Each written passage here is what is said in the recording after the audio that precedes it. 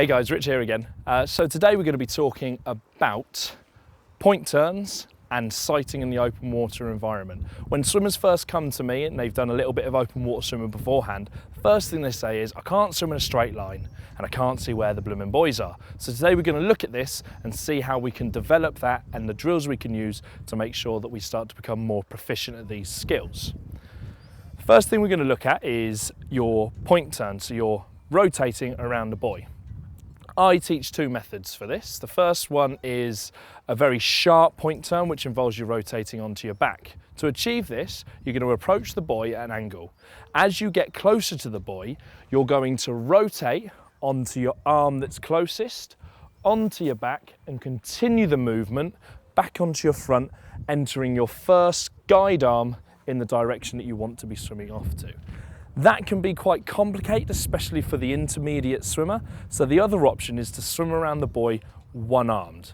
So quite simply, as you approach the buoy, you're going to use your one arm out in front to stabilize your body and rotate around the buoy using the arm that's closest, taking yourself around in more of a wider circle.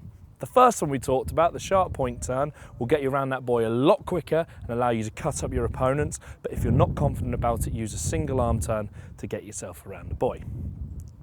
Sighting. Sighting can be something that becomes quite difficult for swimmers because it does tire you out, especially if you're trying to integrate it as a completely separate skill within your stroke. So what we're quite simply going to look at today with Andy in the water is how we can integrate that into our stroke so it becomes part of our stroke rather than a separate entity. When you're sighting, you want to try and lift your head as little as possible. The higher you lift your head, the lower you're going to drop your legs. And as soon as your legs drop, you start to create drag. So what you want to play around with in the water first is being able to swim with your head out of the water and see the buoy or your target destination with as little lift as possible. When you've nailed this, we want to start integrating it into the stroke. So rather than it being a completely separate skill, what you're going to try and do, as Andy is doing in the water, is it's going to become your breath every 6 strokes. So you're going to take 1, 2, 3, breathe. On your 6th stroke, you're going to lift your head as part of the stroke, take your breath, sight, and then carry on. Do not take too long with your sighting. You can always come back and revisit that sight a couple of strokes later. The longer you take, the more likely you are to disrupt your stroke and create more drag.